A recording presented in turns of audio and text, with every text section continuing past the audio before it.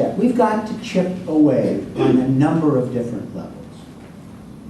But most important, we've got to be honest about where we are, how we got here, where we're going, and what is it that the United States actually needs, and how this stockpile of nuclear weapons that people are hell-bent to actually modernize and increase makes us any safer at all.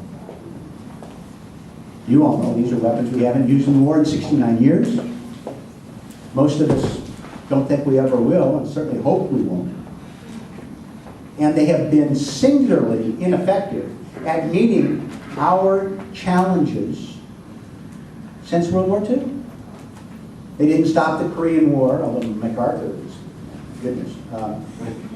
They didn't do anything about 9/11. All of the asymmetrical threats that we face as a nation, and many of the remedies, which I think ought to start with education, with aid, with safe drinking water and sanitation. This reckless approach wastes resources, keeps us off balance, and prevents us from doing what we need to do. Now, I've proposed legislation, H.R. 4105, the Reduce Expenditures in Nuclear Infrastructure Now, the REIN-IN Act, to take just $100 billion over the next 10 years.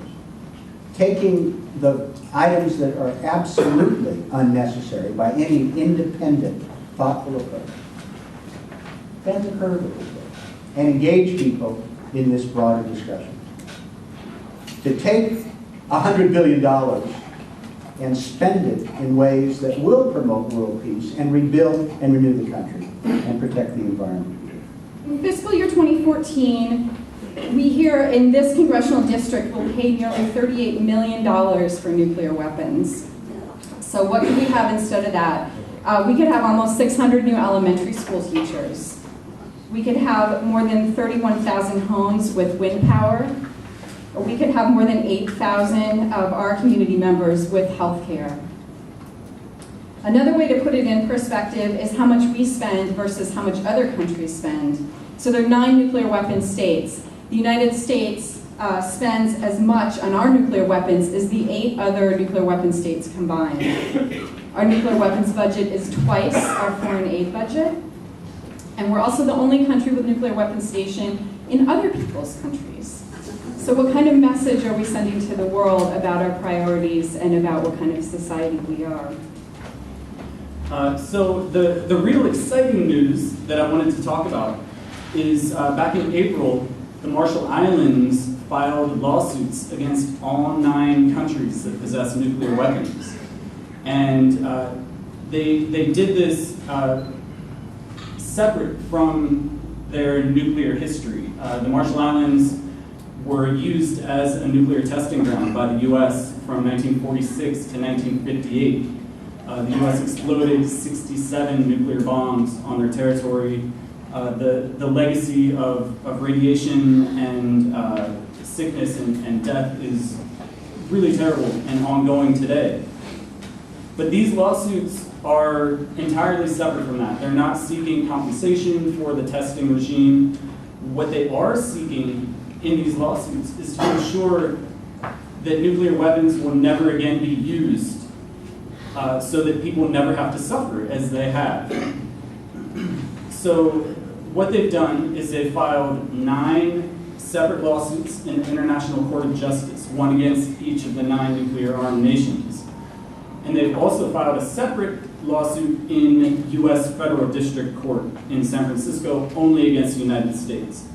There are various legal reasons why this was done, but basically, to boil it down, we expect at least 3 cases to be heard. 3 cases must be heard in the International Court of Justice. Those are against the United Kingdom, India, and Pakistan. The other 6 have been invited to accept the jurisdiction of the International Court in these cases. We've not heard back yet whether they will or not. But the U.S. has no choice but to attend the proceedings here in U.S. Federal District Court, and we are looking forward to those proceedings. I'm going to address, as PSR usually does, the humanitarian effects of nuclear war, and I'm going to do that in the few minutes allotted to me by trying to expand your concept of the risks of nuclear weapons by addressing what might happen and the threats to the world from a regional, localized nuclear conflict. So what would happen in such a confrontation? Well, obviously there'd be the immediate regional, complete, devastating catastrophe where many millions of people would die from that immediate event.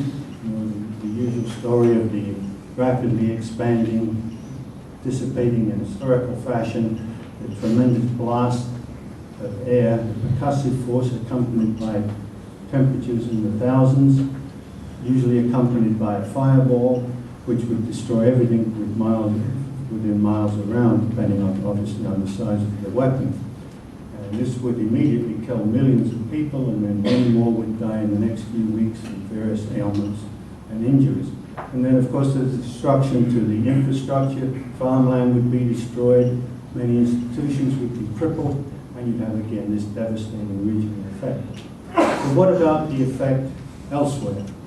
Well, one of the results of such a confrontation would be that about 6.6 metric tons of carbon-loaded black soot would be put up into the troposphere. And this would cause a blackout of the sun for some time. Now, could this have a climatic effect on the rest of the world? Well, if you recall the eruption of the volcano in 1815, which has been studied extensively, that in fact affected the world's climate for several years, and in some areas caused quite a devastation to the agricultural production. So it's a known historical fact that such local events can have worldwide implications. This has been further proven by several studies using different models on what would the effect on the world's climate be of such an event, and it would be significant. To understand the future risk of keeping weapons in our arsenal, of keeping nuclear weapons around, we don't have to look very far in the past to see what the implications are. The present state of the Hanford nuclear site is very instructive to the kind of risks we face with nuclear technology. And so I just want to start by saying that this site is an amazing place. It's 586 square miles, it's bigger than the LA metropolitan area. It's the most contaminated site in North America by far, chemically and radioactively.